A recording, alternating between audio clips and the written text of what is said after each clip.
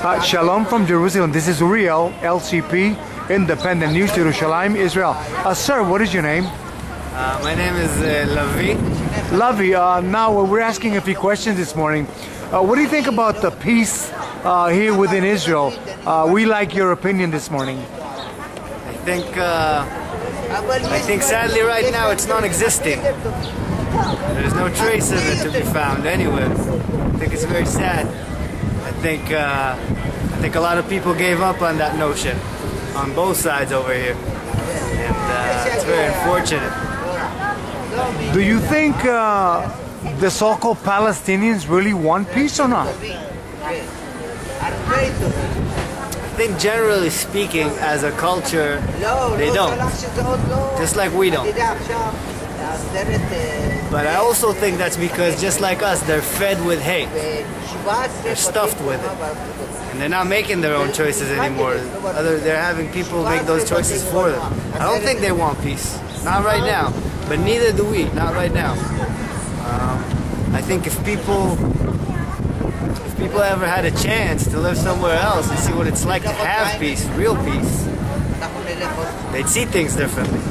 But they don't. People who are born here and brought up here, they're fed with hate their whole lives. Would you be willing to give your piece of land for so-called such peace? For true peace, definitely. I think human lives are worth a lot more than land, than any land. Be it fertile or holy or pristine or whatever. It's just land. But we understand that 10,000 Jews were displaced from Gush Katif, and we thought that we were going to get peace, yet in the last couple of days we have received over 200 rockets. So that's very sad. What's your opinion there? That is very sad, and that's because we left the Gaza Strip, and I think it was a good thing that we did that in a sense, but we left it and its people at the mercy of terrorist organizations, which aren't any better than organized crime families or anyone else who uses violence as their method, and that was our grand mistake, because we didn't leave the people of Gaza to be free and start their own country. We left them at the mercy of terrorist organizations, which took over very quickly and continue pumping this war, and there's a lot of money in it by now. This is good business for very few people. But I'm sure that the Israeli government already knew that once the Gush Katif people were pulled out, they knew who was going to take over. Also true. Personally, what I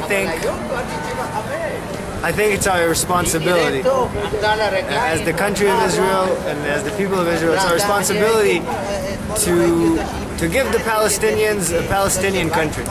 But when I say give them a country, and not just for their sake and benefit and interest, but even more so for ours, because we'll benefit from it just as much as they will.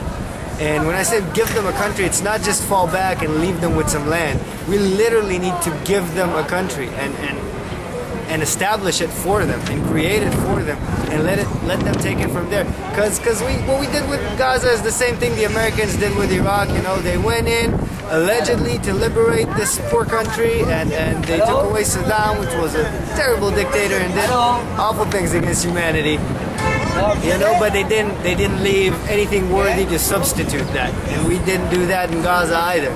So you replace one dictator with another, you replace one terrorist with another, you get nowhere. But Abu Mazen continues to claim that he wants more and more land every time they negotiate or try to negotiate. He says that he wants more land for so-called Palestinians. Do you think they have already enough land? Honestly, I don't know the issues that well to say. I really, obviously I have very firm opinions, but I'm not 100% aware of which territories they're asking for. With 67 lines, 67 border lines? I mean, that will leave Israel defenseless. Yeah, but if you don't have any enemies, you don't need to defend yourself from anyone. But if we, on the other that's hand, the notion that's behind real peace. but on the other hand, if we say, if we, Israel, the government would go back to the 67 borders, on the other hand, we know that we're dealing with terrorists, then what? What I think, and this is easy to say taking an interview in the middle of Ben Yehuda Street, but we need to crush terrorist organizations, but we also need to empower civilians while we're at it. And that is almost impossible, and that's what we're missing out on completely. Because we're fighting terrorist organizations, but we're crushing civilians while we're at it. On both sides. On theirs, I think a little more, but on both sides. And that's what we're missing. I think if we fall back to 1967 lines, and my house is past that line, but I will walk up and leave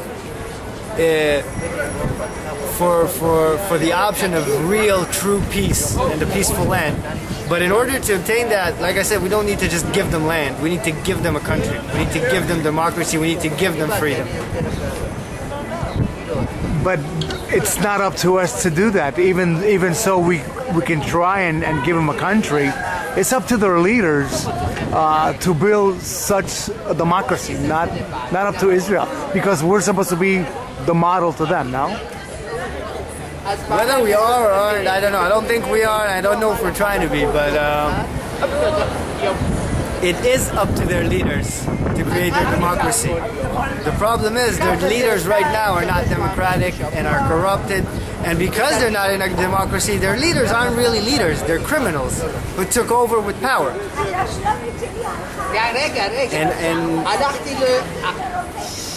And we need to give real leaders an opportunity to rise. This is Uriel, LTP, Independent News, Jerusalem, Israel. Shalom.